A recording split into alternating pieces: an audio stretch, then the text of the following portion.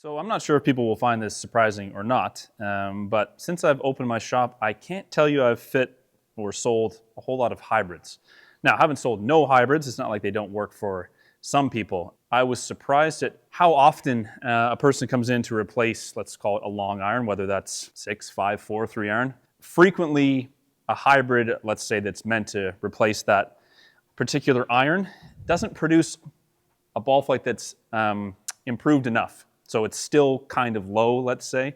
It is still not able to land on a green. It's not carrying the correct distance, whatever. It is definitely better than, say, a 4-iron, but it's not quite there. What I have seen a little bit more frequently is that a 7-wood from a few different companies that make a nice one actually does produce that launch and spin and carry descent angle that we're looking for out of that long iron, where the hybrid falls a little short. The 7-wood I've found often is really quite almost perfect. So what I've got is 3 clubs set up at the exact same loft. The loft is really the only thing they're going to have in common. So the 4-iron in my hand is at 21 degrees. There's a hybrid there at 21 degrees. There's a fairway wood there at 21 degrees. A pretty good ball flight there for me with the 4-iron. My 4-iron flies about 20, 30 feet lower than my 7-iron. In my case, the 7-iron goes too high, if anything. But what you can see is really common for most people is by the time they get up to the longest irons, the peak height starts to drop quite significantly from the 7-iron. The landing angle is not quite as good. The ability to stop the ball on the green, not quite as good. The differences in delivery between these different clubs, what you're going to notice is the dynamic loft is what's changing the most. So what is the loft in the club when it actually strikes the ball? Lofts static, obviously, the way I've set them up are the same, but through the center of gravity positions of the head, obviously the iron is going to be the most forward CG, the wood is going to be the furthest back. When those are moving in 3 dimensions, which one ends up producing the most loft? That's what's really going to change the ball flight. So let's say I've come in for a fit, my 4-iron is a little bit lower than, call it my 7 and 6-iron. I want to bring the height up. A lot of the time, the first thing we're going to do is look at a hybrid or some kind of utility club to bring the flight up a little bit. Also potentially add a little bit more forgiveness versus a long iron.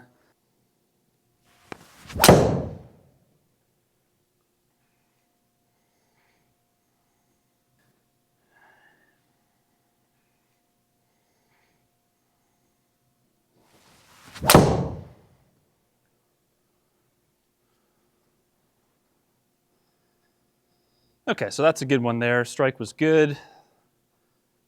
Obviously, that's way higher, about 30 feet higher than I hit the 4-iron. Let's see what the ball flight shows us.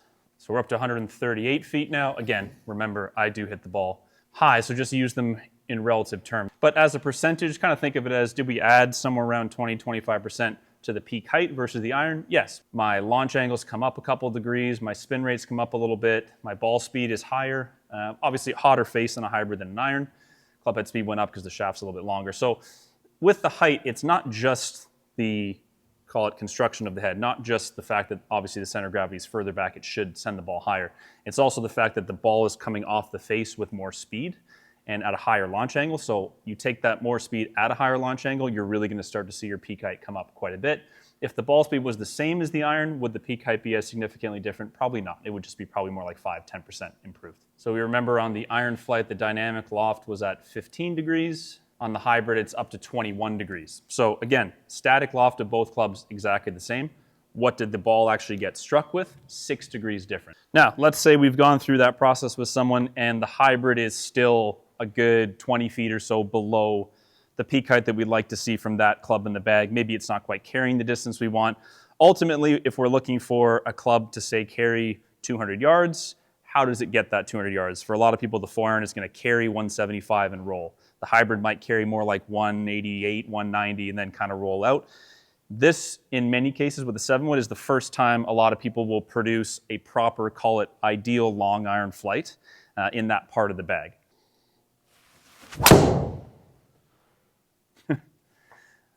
Yeah, that worked.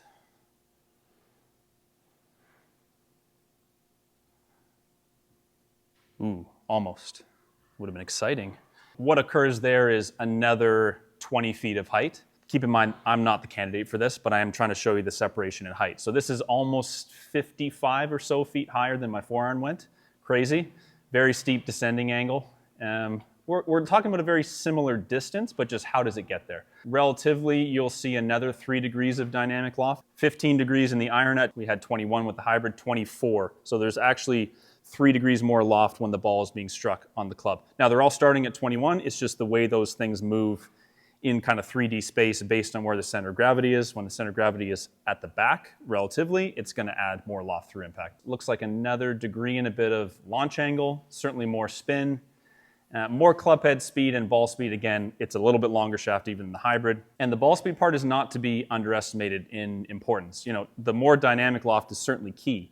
But if I can add a little bit of dynamic loft and quite a bit more ball speed, which we have, that peak height is going to stretch out even further. We're obviously sending the ball to a much higher peak with more ball speed on it. So what prevents a person from going with a 7-wood instead of a long iron when sort of the data often supports it? It can often be a little bit of personal preference. Maybe someone's never used a high lofted wood before. Maybe they don't want to get ripped on by their friends for having a bunch of head covers in the bag. Whatever it is, there's usually an initial kind of resistance to it, which I get. But I think the more a person comes into a session totally neutral, open to anything, when they examine the ball flight really with the numbers, hit a bunch of shots with their current club in that spot in the bag, and if you can see that it's dysfunctional, if it's not carrying what you think it's carrying, or the peak height is really low and you can see that number, when you get out on the golf course, you are always going to be trying to manufacture a shot. If you need your forehand to stop and it can't, you're going to swing worse. If you need the hybrid to stop and you can't, you're going to swing worse. You're going to try to lift it, you're going to do something. Oh, I have to cut it when I get to my long irons, I can't land it on the green. Great. Would I discourage someone from working on their delivery to be able to hit that shot? Certainly not. But if you're reasonably happy with how you're hitting it and you just want to kind of unlock a different trajectory, sometimes the club head is probably the easiest thing to do. Now, can you hit a 7-wood low? Can you use it to punch out from trees? Is it as versatile as an iron for a player of high skill? Probably not.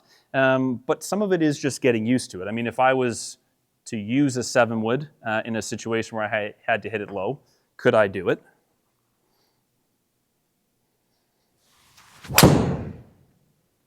I can hit it lower, but my lower ball is still 122 feet. So those things are 100% fair. I always say to people, just how high is that on your importance list? How often do you need the knockdown shot from 200 yards? If it's a frequent shot for you, more frequent than the one that you need to just stop like a normal shot on a par 3, maybe. Try to hit a low one here with the forehand. Should be able to keep this, I'm hoping, half the height that I just hit that 7-wood.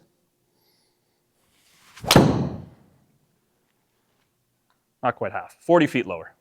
I will take it. So obviously, for the same reason that the 7-wood is easy to launch and spin and hit high in the air, it's similarly going to be more difficult to flight. And last but certainly not least with this conversation would be strike forgiveness. So huge difference in ball flight, obviously, when you hit the middle of the face. It is very difficult to make a long iron go the distance and trajectory you want if it's not struck at least pretty well.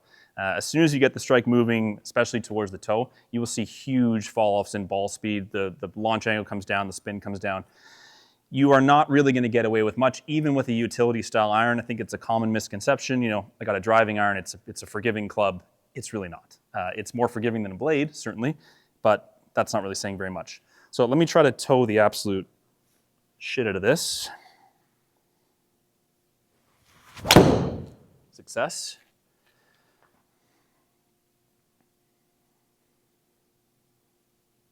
So I towed that. I lost 20 yards. My efficiency rating went down to a number that would be more appropriate for, say, like an 8-iron, possibly even a 9-iron. So 15 millimeters toe, let's keep that in mind. I'm going to try to repeat the exact same thing, just to be fair to the club. 15 millimeters in the toe of the 7-wood. Let's see what happens. That is not the toe.